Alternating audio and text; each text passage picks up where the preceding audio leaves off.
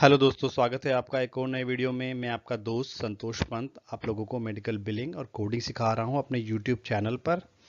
और आज हम एक और नए चैप्टर के साथ आ गए हैं कुछ नई चीज़ों के बारे में जानने के लिए हमारे मेडिकल बिलिंग प्रोसेस में।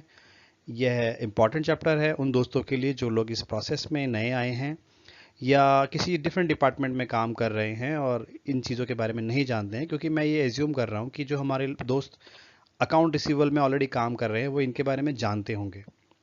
और अगर आपको नहीं जानते हैं तो ये चैप्टर भी आप लोगों के लिए भी बहुत ही इम्पॉर्टेंट है, तो आप इसको अच्छे से ध्यान से सुन लीजिएगा या आप इसे नोट भी कर सकते हैं, क्योंकि आज मैं आप दोस्तों को बताने वाला हूं क्लेम करेक्शंस के बारे में और रीसबमिशन कोड्स के बारे में।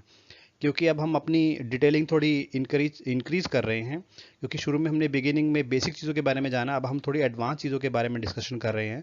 तो ये आप कह सकते हैं कि ये वन स्टेप अहेड है हमारे इस नॉलेज के, जो हमारा ये जो जर्नी है इस पे। तो मैं आपको अब बताता हूँ कि क्लेम करेक्शंस क्यों हमें करनी पड़ती हैं और अगर करते हैं तो किस प्रकार से हम करते हैं, क्योंकि हम लोग डिफरेंट डिफरेंट सॉफ्टवेयर यूज़ करते हैं क्लेम करेक्शन के लिए। तो मैं आपको एक जनरल ओवरव्यू दूंगा कि आप कैसे कर सकते हैं, कॉन्सेप्ट आपको बताऊंगा, आपके सॉफ्टवेयर में आप कैसे करते हैं वो आप अपने आप कर सकते हैं अपने सॉफ्टवेयर के अकॉर्डिंगली। आप किसी भी आप प्रैक्टिस मैनेजमेंट सॉफ्टवेयर में काम करते हैं, आपकी जो भी प्रोटोकॉल उसमें है आपको वो फॉलो करनी है। Okay, let's start this chapter. और मेरे दोस्त जो लोग नए आए हैं चैनल पे उनको फ़ायदा हो रहा है, लेकिन वो इस वीडियो को देख रहे हैं बट सब्सक्राइब नहीं कर रहे हैं, उनसे रिक्वेस्ट करूंगा आप चैनल को सब्सक्राइब कर दीजिए और अगर वीडियो अच्छा लगे तो लाइक कर दीजिएगा। तो चलिए आज हम चलते हैं अपने चैप्टर पर। तो पहले जानते हैं why claim is corrected. Claim को करेक्ट क्यों किया जाता है? When a claim is denied by the payer for any reason and some corrections are necessary, then we send a corrected claim to the payer with changes needed. That means कि हमने claim file किया, insurance company को create किया, हमने CPT ICD वगैरह सब enter कर दिया, सब कुछ क्लेम फिल करके इलेक्ट्रॉनिकली या पेपर पर हमने वो क्लेम इंश्योरेंस को फाइल कर दिया है। लेकिन हमारे पास उस क्लेम का एक डिनायल आ गया। दैट मीन्स कि इंश्योरेंस कंपनी उस क्लेम को प्रोसेस किया और एक आईसीएन नंबर, एक क्लेम नंबर इशू किया, बट क्लेम को डिनाई कर दिया या तो फुली या तो पार्शियली। मीन्स कि अगर एक से ज़्यादा लाइन आइटम्स के हमने क्लेम फाइल किए हैं तो हो सकता है कुछ लाइन आइटम पे कर दी हों और कुछ डिनाई कर दी हों, या हो सकता है सभी लाइंस डिनाई कर दी हों। तो उन क्लेम्स के ऊपर हमारे पास एक डिनायल आ जाता है और ज़्यादातर इंश्योरेंस कंपनी हमें कहती है कि आप इस जो हमने आपको डिनायल जो रीज़न बताए हैं, हो सकता है मल्टीपल रीज़न हो सकते हैं क्लेम के डिनाई होने के। जैसे कि अब हम एग्जांपल के रूप में लेते हैं कि एक डायग्नोसिस कोड गलत चला गया है हमारा एक सीपीटी कोड के साथ, जो कि मेडिकल नेसेसिटी मीट नहीं करता है उसकी। दैट मीन्स कि वो कंपैटिबल नहीं है डायग्नोसिस कोड सीपीटी कोड के साथ में। तो अब हमें जैसे डिनायल आएगा तो एक पर्टिकुलर डिपार्टमेंट हमारा होगा जो कि हेल्प पेमेंट्स को, हमारा कॉरेस्पॉन्डेंस जो भी आती होगी उनको हैंडल करता होगा। उनकी ये रिस्पॉन्सिबिलिटी है कि वह चेंजेस देखे कि क्लेम के अंदर क्या चेंजेस नेसेसरी है, उन चेंजेस को करके एक करेक्टेड क्लेम फाइल करें। तो जब हम इनिशियली क्लेम को फाइल करते हैं वो डिनाई होकर हमारे पास आ जाता है, तो अगर हम उस क्लेम में कोई चेंजेस करके इंश्योरेंस कंपनी को रीफाइल करते हैं, क्योंकि हमें क्लेम को पे कराने के लिए रीफाइल कराना होगा उसको, तो हम उस क्लेम को करेक्टेड क्लेम कहेंगे, उसे हम फ्रेश क्लेम नहीं कहेंगे। अगर पहली बार गया है then the claim is fresh claim, और अगर उसमें हमने कुछ चेंजेस करके दोबारा भेज रहे हैं हम उस क्लेम को, तो वह करेक्टेड क्लेम कहलाएगा। और करेक्टेड क्लेम करना बहुत ही नेसेसरी है क्लेम्स को पे करने के लिए, अगर उसके अंदर कुछ रिक्वायरमेंट है। A corrected claim is replacement of a previously submitted claim. जैसा कि मैंने बताया, जो हमने पहले क्लेम फाइल किया था फ्रेश क्लेम, उसका एक रिप्लेसमेंट क्लेम होता है, जो क्लेम होता है corrected claim. Corrected claim is always reported with the original reference number और claim number so that insurance company can compare the changes.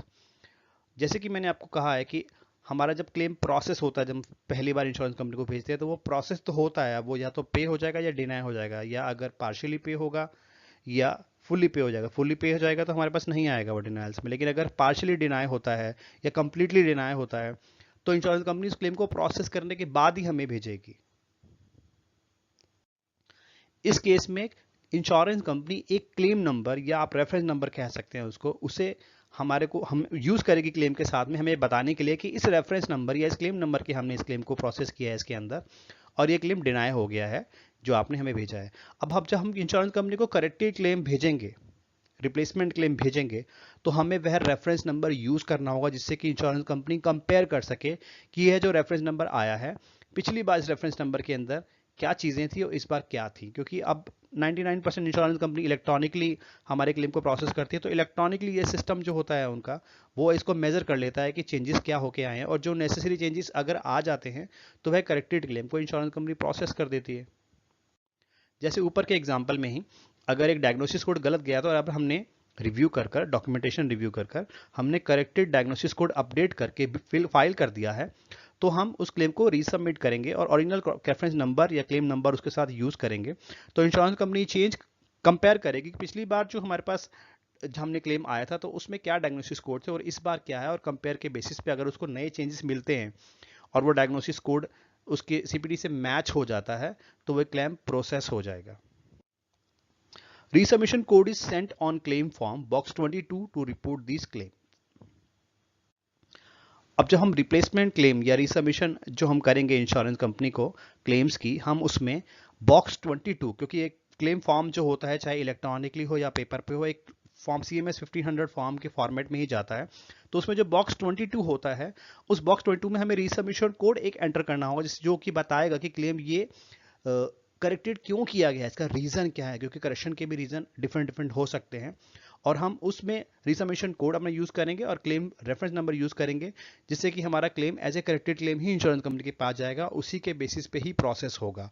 वो मैं आपको बताता हूँ वो क्लेम फॉर्म का बॉक्स कैसा होता है। ऐसा होता है, देखिए रिसबमिशन कोड 7 जाएगा बॉक्स 22 में, और जो उसका नेक्स्ट कॉलम है उसमें ओरिजिनल रेफरेंस नंबर जाएगा जो कि क्लेम का प्रोसेस नंबर है, क्लेम नंबर है जो इंश्योरेंस कंपनी ने इनिशियली जो प्रोसेस किया था। ये क्लेम फॉर्म आप देख सकते हैं अपने क्लेम के ऊपर, ये जो बॉक्सेस हैं, लेकिन यूजुअली हम लोग इलेक्ट्रॉनिकली काम करते हैं क्लेम्स पे, जैसे कि मैंने बताया 99% insurance companies electronically claim accept करती है। तो हमारे बिलिंग सिस्टम के अंदर ऑप्शन होता है हमारे पास कि आप ये क्लेम फ्रेश भेजना चाहते हैं या करेक्टेड भेजना चाहते हो, तो हम जैसे ही वहां बिलिंग सिस्टम में करेक्टेड क्लिक करते हैं तो क्लेम फॉर्म में ऑटोमेटिकली 7 पॉपुलेट हो जाता है, और ओरिजिनल रेफरेंस नंबर हमको पुट ऑन करना होता है, जो भी सिस्टम के अंदर करना होता है, तो वो क्लेम फॉर्म के अंदर ऑटोमेटिक चला जाता है, क्योंकि सिस्टम काफी स्मार्ट हो गए हैं आज की डेट में। ओके, इसमें अपडेट ये है कि जो जहां तक मैंने जितनी भी मेडिकेयर स्टेट्स में काम किया है, जो मेन मेडिकेयर होती है उस स्टेट की, Medicare Georgia, Medicare Michigan, Medicare new Jersey, जो मेडिकेयर है, जो गवर्नमेंट की जो मेडिकेयर प्लान है, पॉलिसी है, उनमें ये रिसबमिशन कोड सेलेक्ट करना नेसेसरी नहीं होता है। अगर आप लोग यूज करते हैं किसी पर्टिकुलर स्टेट में तो आप मुझे बताइए, अदरवाइज जितने स्टेट में मैंने काम किया है उन सभी स्टेट्स के मेडिकेयर को यह रिसबमिशन कोड 7 पॉपुलेट नहीं करना पड़ता है, ना ही रेफरेंस नंबर डालना पड़ता है, क्योंकि मेडिकेयर का जो सिस्टम है बहुत ही एडवांस है। ये ऑटोमेटिकली आप जब क्लेम रिफाइल करते हैं तो ये जज कर लेता है, ये पहले जो जो क्लेम्स उनके फाइल में होते हैं उनसे कंपेयर कर लेता है ऑटोमेटिकली, उनको रिसबमिशन कोड 7 की जरूरत नहीं पड़ती है। होपफुली ये बहुत ही अच्छा सिस्टम है, क्योंकि ये इससे हमारा एक स्टेप बच जाता है। होपफुली जो अदर इंश्योरेंस कंपनीज है, कमर्शियल इंश्योरेंस है, मैनेज केयर हैं, अगर वो भी इन्हें स्टार्ट करते तो काफ़ी हेल्पफुल होगा बिल्डर्स के लिए, क्योंकि कई बार मिस्टेक हो जाती है, रिसबमिशन कोड हम सेलेक्ट नहीं करते हैं तो पीडीएम रिजेक्शन आ जाता है या गलत रेफरेंस नंबर लगा देते हैं। तो अगर ये इंश्योरेंस कंपनी इसको एडवांस लेवल पे इसको इस तरीके से बना ले अपने सिस्टम को, तो हमारी बहुत हेल्प हो जाएगी। ओके, तो हमने जान लिया कि करेक्टेड क्लेम क्या होता है और कैसे किया जाता है। अब रिसबमिशन कोड जब हम करते हैं तो उनके भी डिफरेंट डिफरेंट कोड्स होते हैं, हमारे रीजन के ऊपर डिपेंड करता है कि हम ये रिसबमिशन कोड जो हम यूज कर रहे हैं वो कैसे यूज होगा। इस पर्टिकुलर एग्जांपल में मैंने रिसबमिशन कोड 7 यूज किया है, इसके अलावा क्या क्या कोड्स हैं अब मैं उसके बारे में आपको बताता हूँ। ओके, जो रिसबमिशन कोड हम यूज करते हैं, यूजुअली मैंने ज़्यादातर जो यूज़ किए हैं वो 3 रिसबमिशन कोड यूज़ किए हैं। हो सकता है आपने और किए हों, डिफरेंट कोड्स किए हों, आप मुझे बताइएगा अगर आपने इसके अलावा कोई और यूज़ करते हैं। बट जो बेसिकली जो 3 कोड्स है वो मैं आपको बताता हूँ। जो पहला कोड जो यूज़ होता है वो होता है रिसबमिशन कोड 1।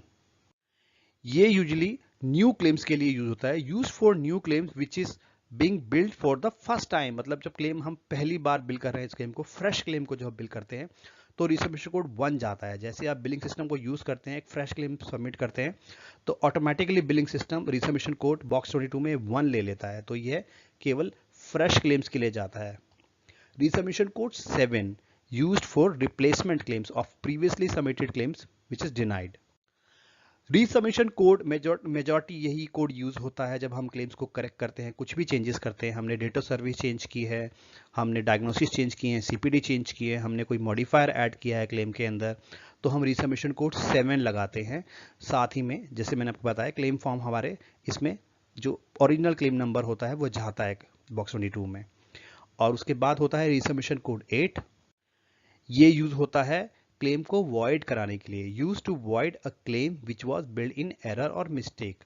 दैट मीन्स कि अगर कोई क्लेम हमने फाइल कर दिया है, अब हमने उसे करेक्टेड नहीं करना है, हमें पता चला बाद में हमने गलती से बिल कर दिया है, ये क्लेम नहीं बिल करना चाहिए था इस डॉक्टर को, या फिर इस पेशेंट का हमने ये क्लेम गलती से बिल कर दिया है, सेम डेट ऑफ बर्थ के 2 पेशेंट आ गए, हमने गलती से किसी में बिल कर दिया, या हो सकता है बिलर ने कोई मिस्टेक कर दी है, मेजर मिस्टेक, जिसको हमको पहले क्लेम को वॉइड ही कराना होगा, तो हम रिसबमिशन कोड 8 यूज करेंगे ओरिजिनल क्लेम नंबर के साथ में। इससे क्या होगा, ये इंश्योरेंस कंपनी के पास जैसे ही ये वाला करेक्टेड क्लेम जाएगा, वो उसकी फाइल से उस क्लेम को बिल्कुल नल एंड वॉइड कर देगी, और अगर उसमें कोई पेमेंट भी इशू होगी तो उस पेमेंट को वो रिवर्स कर लेगी अपने आगे आने वाले रेमिटेंस में, और अगर डिनाई होगा तो डिनाइल को भी रिवर्स कर लेगी। वो मतलब एक तरह से वॉइड हो जाएगा उनके सिस्टम में, बिलिंग कंपनी के सिस्टम में। तो मेजोरिटी से हमारे ये 3 कोड यूज होते हैं मेजरली। रिसबमिशन कोड 1 नए क्लेम्स के लिए, रिसबमिशन कोड 7 रिप्लेसमेंट क्लेम्स के लिए, और रिसबमिशन कोड 8 क्लेम्स को वॉइड कराने के लिए। तो आप दोस्तों मुझे बताइएगा अपने कमेंट सेक्शन में कि इनमें से आप कौन सा रिसबमिशन कोड सबसे ज़्यादा यूज़ करते हैं, और अगर कोई रिसबमिशन कोड मैं भूल गया हूं, मैंने ऐड नहीं किया है, तो प्लीज़ मुझे कमेंट में बताइएगा, मैं आपके कमेंट को पिन कर दूंगा इस कमेंट सेक्शन के अंदर। तो दोस्तों अब मुझे आशा है कि आपको ये इस चैनल से भी आपको काफ़ी हेल्प मिल रही होगी, इस वीडियो से भी आपको काफ़ी हेल्प मिलेगी। और अगर आपको वीडियोस अच्छे लग रहे हैं तो प्लीज़ इनको शेयर कीजिए अपने दोस्तों के साथ में, अपने कंपनीज के, अपने फ्रेंड्स के ग्रुप में जो लोग मेडिकल बिलिंग से एसोसिएटेड हैं, उन लोगों को हेल्प मिलेगी। और जाते आते इस वीडियो को लाइक भी जरूर कर दीजिएगा। तो मिलते हैं अगले वीडियो में दोस्तों, बाय बाय।